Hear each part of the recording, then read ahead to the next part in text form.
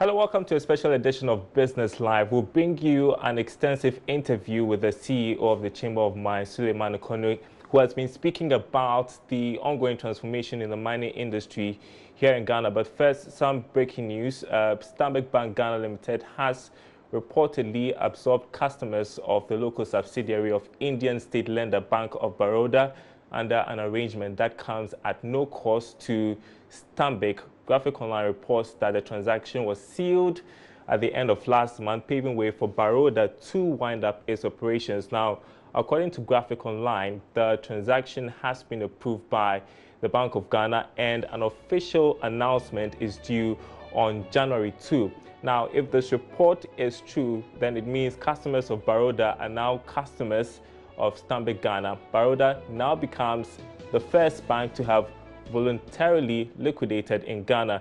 The bank resolved to wind up its operations around August 2018 to avoid raising the 400 million minimum capital, which it says its operations do not need. Now, Baroda started operating in 2008 and was servicing mainly Indian customers and considered one of the profitable banks in the country.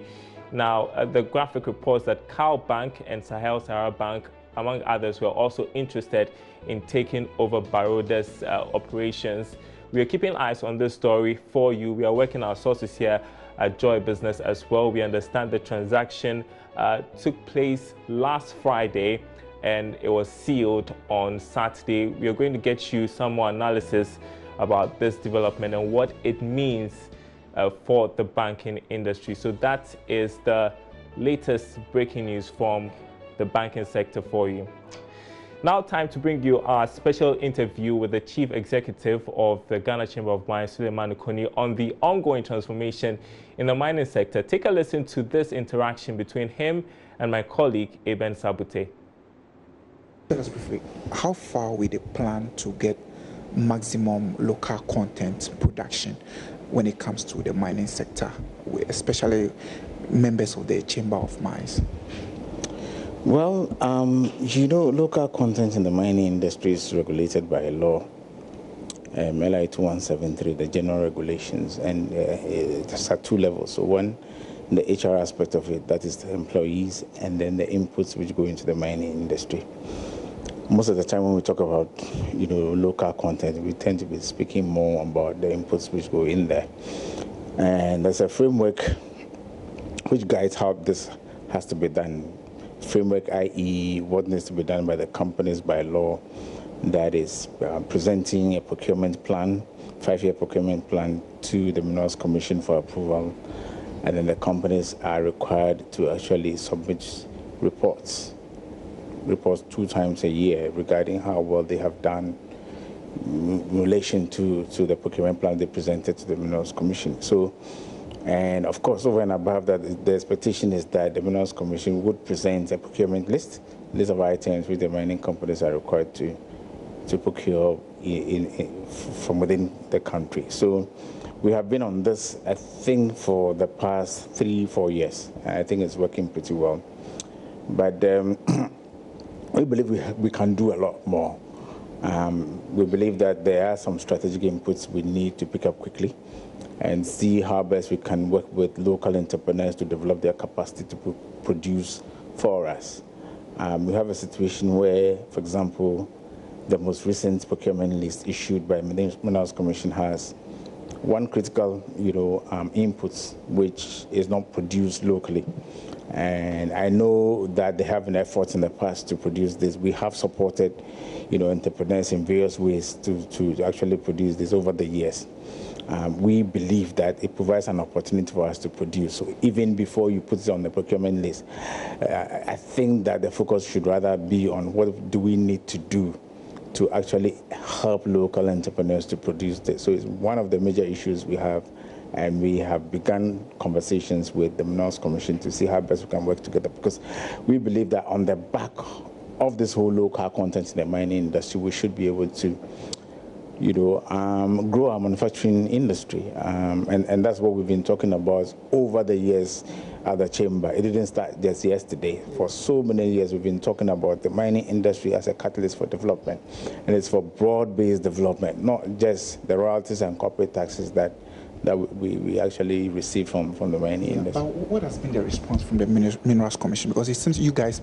I think initially there was some difficulty, but the last few days I have spoken with the top hierarchy, and I believe that we should be able to find some solutions to this.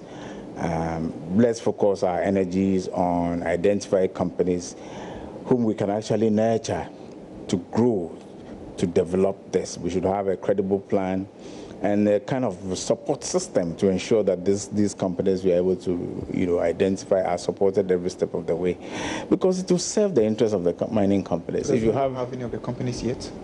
Well, there are a number of people who have actually walked into our offices, saying that they would be able to produce it for us. And there was one company, this was I think last year, I don't want to mention his name, but the company came with a profile indicating that this is something they could do. Of course, this was on the back of the advocacy we have been doing, and we're quite pleased when he came along to say that, look, we should be able to produce this for you. We have a pilot plant, and this is the sample. Unfortunately, it fell through because we got, together a team to help this company, to develop this company so that they can produce to the required quality. What happened was that when we were ready to go and really take samples from the plant of this company, the company was not too keen. The company would rather send the samples to us, and protocols require that you go to the source, take the sample yourself, and then you can do the assessments and come. Breach the agreement. Well, we were quite disappointed. So it actually fell through. A couple of months ago, another gentleman walks into my office and says, "Look, I have an opportunity to produce the same product for you under the 1D1F. And I need a comfort letter that if you are able to produce to the required quality, the pricing is fine and everything, your members will buy from us." Of course, quickly we did a comfort letter.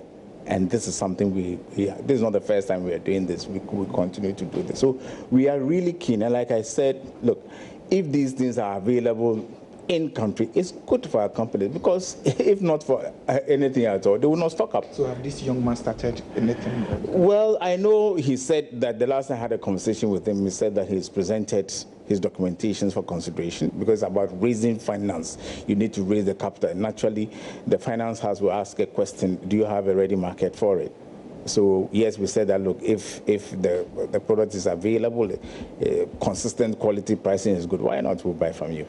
So we've done our bit, but we will continue to follow up to find out what the issues are, whether he's been able to go over that hump, that hurdle of financing, and whether he's gone ahead to actually invest in equipment. And then there again, we'll be more than willing to collaborate and make sure that we help, because we already have agreed a committee from our side with the technical know-how to be able to help companies to produce some of these things. And it's not just this example. Every now and then we organize workshops around production, in-country production, which gives, which goes into the mining industry, but which we also believe that has some technical challenges. So the first workshop we did was on electric cables going into the mines. Very successful workshop. As we speak, on the back of that, we continue to have exchanges between the cable manufacturing firms and the mining company, exchange of visits and so on and so forth.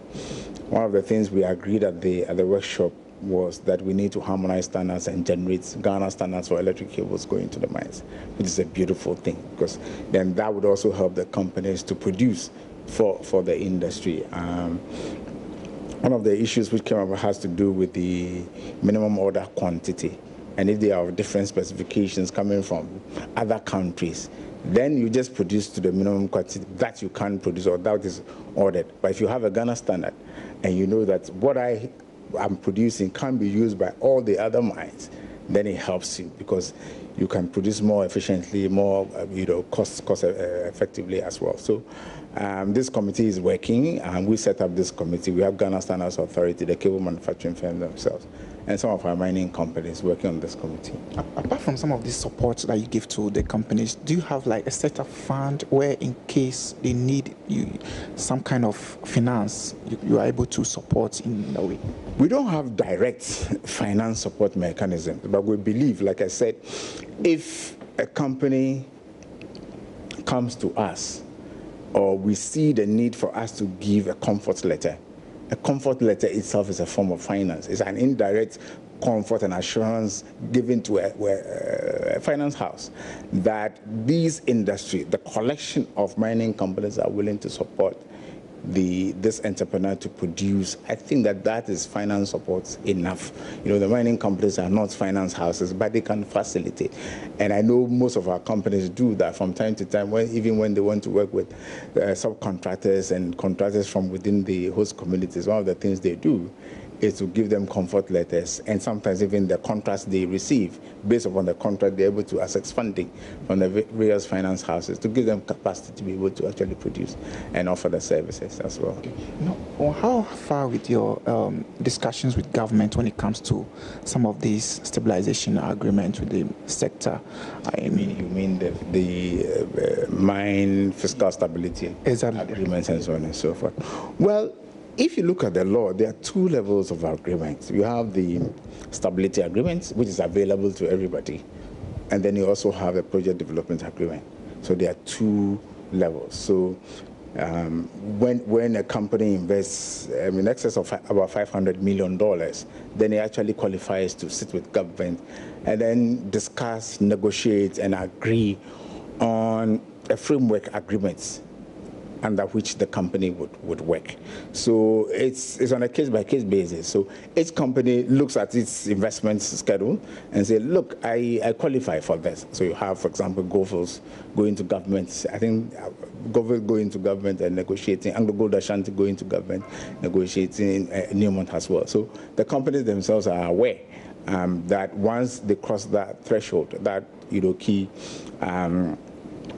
key level of investment, then they have the capacity to go sit with the government, and I'm sure government also listens to them, and then they do what is expected by law. Okay. I'm asking this because years gone by when we knew that, okay, the industry was young, and as trying to bring in more companies, we kind of give incentives to some of these mining companies. We relax the rules a bit for them. But now it seems the industry is grown. It's more like an old man. And these companies are still there. We are trying to get more companies also into the system. What has been the environment, the operating environment? Has it been the same, or has there been a change? Is it tightening or is it relaxed? Well, I think it's a mixed bag. Just this morning, I did a presentation. We talked about West Africa, the investment regime. That was a presentation I made. And I don't want to sound alarmist, but we are not that competitive when it comes to attraction of investment in the mining industry. We are not. Ghana is not. Ghana is not. Our neighbors are ahead of us. They attract a lot more. I have had the opportunity to speak with some of the high commissioners and ambassadors, and they tell us this is where our money is going in terms of investment. So I think the issue generally has to do with how we see the mining industry. That yes, we are given incentives to allow companies to come and invest, but those incentives, for a lot of people, they are seen as a giveaway. I see it differently. I don't see it as a giveaway. I see it as an opportunity for companies to come and invest so that we can share the benefits. Because you see, if you don't lower the hurdle, okay, the hump that the mining companies would require to come into the country, they go elsewhere. And you have your ore body sitting there. Nobody minds it. Probably the best you would get is you have Galamsey going to take over. So I think that as much as possible, I'm not saying that we should be, proposing or pushing towards racing to the bottom, but we should really be aware of what is happening around us. We are not there yet. We know we are an oasis of peace and stability and all of that. But trust me, other countries are not that secure and are not that peaceful, but they continue to attract a lot. In fact, one of the things I mentioned this morning. What do you think works for them? Well, I think it's also a question of the resources you have, and the consistency and the predictability of what you put out there. Sometimes the whole rhetoric about the mining industry, and even sometimes from policymakers and investors, are always watching and they're listening. So oftentimes we hear some of these things, and we're very close to the powers that be. We tap on their toes and say, be careful. Because don't assume that exaggerate. Sometimes it's overly exaggerated. Today I made the point that do we even really comprehensively know what we get from the mining industry? My straight answer is that we don't. The argument is if you don't get, then pull out. No, but pull out of where? So the business. But it's not. It is. You see, it is not. Excuse me to say, trading. It's not like trading, where I come in, I set up a shop, and things get bad. Probably I could even change the kind of business I do easily. You know that people do that. I'll be selling something, I don't want to mention names, selling something is not doing well in the market. You check, do a little step, and then you decide that you want to do. Mine is not like that. It's so captive. You come in that you are locked in. And sometimes you get investment which will last like 30 years. That is the horizon companies are working with. And that is why the issue of stability agreements and investment agreements come in, because they know that they have invested so much, and people's money, because these monies do not belong to the companies there. In fact, who is the company? These are companies which are listed on various bourses, stock exchanges. You and I may have bought into these companies. Long-term funds, shareholder funds, pension funds, individuals' pension funds which have been used to buy shares. And these monies are actually brought into various jurisdictions to come and work. So sometimes when I think about company, who are you talking about? Because they're individuals like you and I. You get what I mean? And therefore, they also have an expectation that they would make a return. You understand? What mining companies are not too comfortable with is when companies come into a jurisdiction under certain terms, and then after making the investment, 3-4 years down the road, you change the terms unilaterally, even without discussions. That is something which is an anathema to the mining industry. You understand? And that is why, again, companies will say, I need an investment agreement or a stability agreement to protect me. Then I know that I'm looking into the future. Don't forget, this is an industry whose revenues practically are determined externally. What you can control from the revenue side is probably your production, but you can't control the price. And that is why you need to be looking at your costs and the fiscal issues which confront you. And the very reason why companies would be, more comfortable having, agreements which, fix the terms of engagement going forward, so that they know that at least this is something they can control. It's also important that we have that long-term view of the business. When you look at the countries in Africa, or probably West Africa, which country can we say this country is giving, stiff, tough competition? Let's look out for this country. I can't go to be mentioning countries. All I can say is that within the sub-region, our neighbors next door, they're giving us a run for our money. A pointer is that we have a member company relocating to another country from within, unheard of. From Ghana? Yes, from Ghana. You understand? So these pointers are there. But the larger question is that which are the good examples for us to actually, mimic, so to speak? And there are a number of good examples there. But you know the reasons why the companies relocate? There are a number of reasons. And one of them has to do with perception again. And even challenging. This company, I remember, said they wanted to keep their headquarters here, the regional headquarters here, and there are lots of challenges about expatriation and so on and so forth. And naturally, they didn't have engaged governments more. I think they did. They did, but it was frustratingly difficult. And eventually, they took the corporate decision. In fact, they eventually had to sell their mine to move on. Yes, these things happen like this. Which company is that? I wouldn't tell you. You have to go and find out. But he's a member of the Chamber of Mines. Well, of course, he was a member of the Chamber. So these things happen. The reality is that we are the Gold Coast, because we decided to mine. But look, countries within the sub-region also have their ore body. We are told that the Birimian, which we mine in large volumes in Ghana, runs through some of our neighboring countries. But I participated in a conference a number of years ago in a neighboring country where these things are mentioned. This country, for a number of years, had decided that, look, we are going to focus on agri and agro processing. And their growth rates was around 9%. Somehow they said, look, we want to hit double the gate. What will catapult us into that region is mining. Let's now start mining. So you see, there's competition within the sub-region. There is. And we are not saying that we should race to the bottom to go to the lowest level. No. But we should really understand, even as we want to get the best out of our mining industry, also understand what is happening around us within the sub-region. It's a science and an art as well. It's like pricing. It's a science and you just have to be smart about. One of the things we've been talking about, just veer into what we believe we should see in the budget statement, has to do with how we deal with exploration. And today I was actually referring to what we call in business loss leadership. Because if you let go of taxation on exploration and they invest the money, they make the commercial fine, and you start production, then that is when government will actually tax them. I remember engaging you sometime last year at Kenya Say on this particular issue when the finance minister was about presenting the budget, and you mentioned that you guys needed to be scrapped. If I remember very well again, that particular year budget was working for you or working for Ghana, something like that. Has it really worked for you, this exploration? Well, our expectation was not met. We were given assurances. It comes that frustrating. But look, when you are doing advocacy, never throw your hands in the air. You continue to go at it, engage. This year we are hopeful. Have you engaged? We have intimately at the highest level. Not just the minister. I've discussed with the minister, discussed with the deputy minister for finance, our sector minister as well, and even the vice president. His Excellency the Vice President. I sat with him like this. We talked about it. I think he's quite sympathetic. These are his words to us. But you see, you have to go through the process until we see it in the budget statement and it's actually implemented. We'll just wait and see what happens. But we are hopeful that it will happen. Apart from the exploration tax, which other taxes have been?